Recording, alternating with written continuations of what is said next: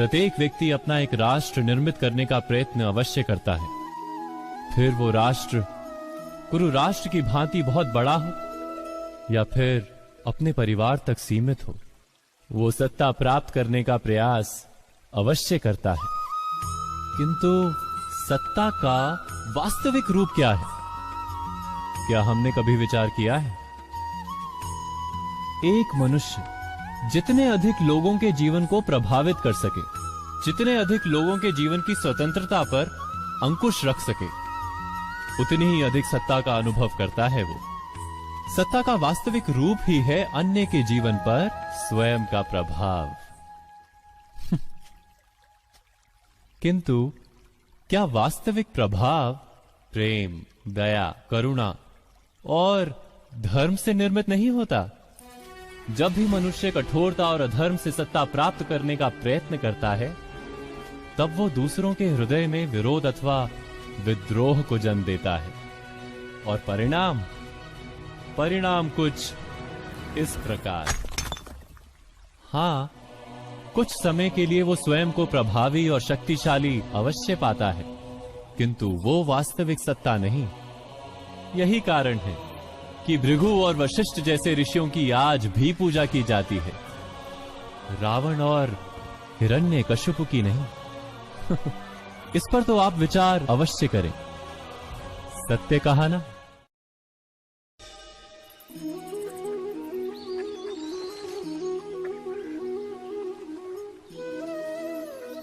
समय के आरंभ से ही मनुष्य को एक प्रश्न सदा पीड़ा देता है कि वो अपने संबंधों में अधिकतम सुख और कम से कम दुख किस प्रकार प्राप्त कर सकता है। क्या आपके सारे संबंधों ने आपको संपूर्ण संतोष दिया है? विचार कीजिए। हमारा जीवन संबंधों पर आधारित है, हमारी सुरक्षा संबंधों पर आधारित है। इसी कारण हमारे जीवन के सारे सुखों का आधार भी संबंध है। किंतु फिर भी हमें संबंधों में ही अधिकतर दुख क्यों प्राप्त होते हैं? सदा ही संघर्ष भी संबंधों से ही उत्पन्न क्यों हो जाते हैं? कभी विचार किया है? जब कोई व्यक्ति किसी अन्य व्यक्ति के विचार अथवा कार्य को स्वीकार नहीं करता, उसमें परिवर्तन करने का प्रयत्न करता है, तो संघर्ष जन्म लेता है। अर्थात जितना अधिक अस्वीकार उतना ही अधिक संघर्ष, और जितना अधिक स्वीकार उतना ही अधिक सुख। क्या ये वास्तविकता नहीं? यदि मनुष्य स्वयं अपनी अपेक्षाओं पर अंकुश रखे, अपने विचारों को परखे, किसी अन्य व्यक्ति में परिवर्तन करने का प्रयत्न ना कर स्वयं अपने भीतर परिवर्तन करने का प्रयास करे, तो क्या संबंधों में संतोष प्राप्त करना इतना कठिन? अर्थात क्या स्वीकार ही संबंध का वास्तविक अर्थ नहीं? स्वयं विचार कीजिए। दो व्यक्ति जब निकट आते हैं तो एक दूसरे के लिए सीमाएं और मर्यादाएं निर्मित करने का प्रयत्न अवश्य करते हैं। हम यदि सारे संबंधों पर विचार करें तो देखेंगे कि इन सारे संबंधों का आधार यही सीमाएं हैं जो हम दूसरों के लिए निर्मित करते हैं। और यदि अनजाने में भी कोई अन्य व्यक्ति इन सीमाओं को तोड़ता है तो उसी क्षण हमारा हृदय क्रोध से भर जाता है। इन सीमाओं का वास्तविक रूप क्या है? क्या हमने कभी विचार किया? सीमाओं के द्वारा हम दूसरे व्यक्ति को निर्णय करने की अनुमति नहीं देते, अपना निर्णय उस व्यक्ति पर थोपते, अर्थात किसी की स्वतंत्रता का अस्वीकार करते हैं हम। और जब स्वतंत्रता का अस्वीकार किया जाता है तो उसका हृदय दुख से भर जाता है, और जब वो सीमाओं को तोड़ता है तो हमारा हृदय क्रोध से भर जाता है। क्या ऐसा नहीं होता?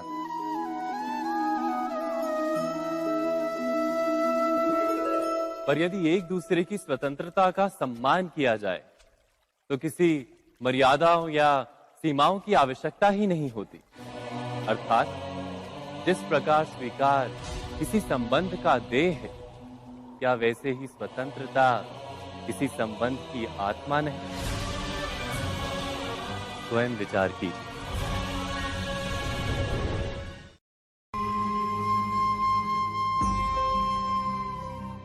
प्रत्येक मनुष्य के जीवन में ऐसा क्षण अवश्य आता है जब सारे स्वप्न, सारी आशाएं, सारे दृश्य ध्वस्त हो जाते हैं। जीवन के सारे आयोजन ही बिखर जाते हैं।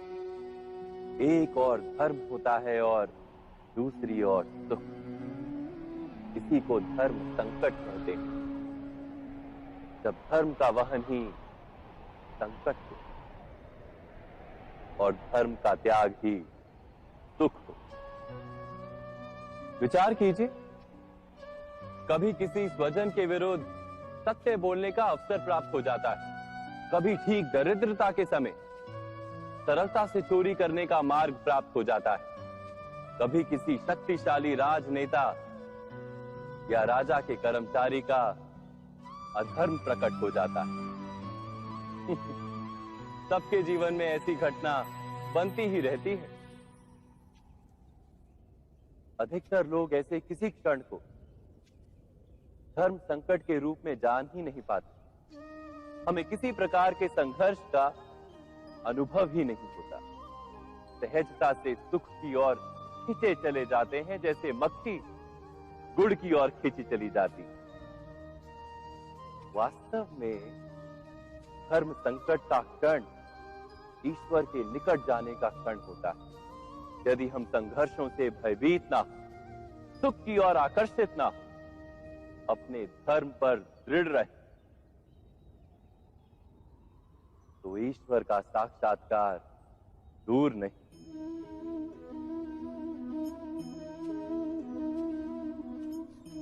पवन से युद्ध करने वाला पत्ता यदि पेड़ से गिरता है तो भी आकाश की ओर उठता है।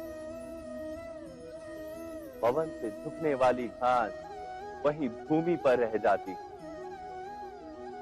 अर्थात धर्म संकट से यदि हम संकट को ही टाल दें तो सुख तो मिलता है, जीवन बढ़ता है, किंतु क्या चरित्र नहीं टूटता? क्या आत्मा दरिद्र नहीं हो जाती?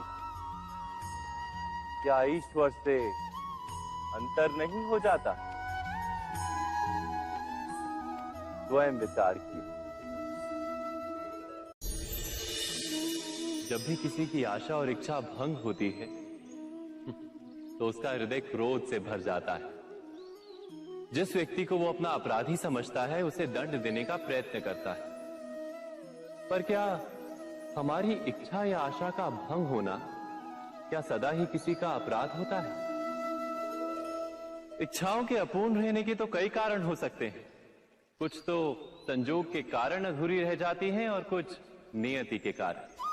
और कभी कभी इच्छाओं का स्वरूप ही ऐसा होता है कि वो पूर्ण नहीं हो पाती। बिना परिस्थिति पर विचार किए किसी को अपराधी मान लेना न्याय नहीं, प्रतिशोध है। न्याय का आधार तो दया है, करुणा है, और प्रतिशोध का आधार क्रोध, अहंकार। अर्थात हृदय में करुणा धारण किए बिना किसी के अपराध के विषय में विचार करना, किसी को दंड देना क्या अपने आप में ही अन्याय नहीं? स्वयं विचार कीजिए।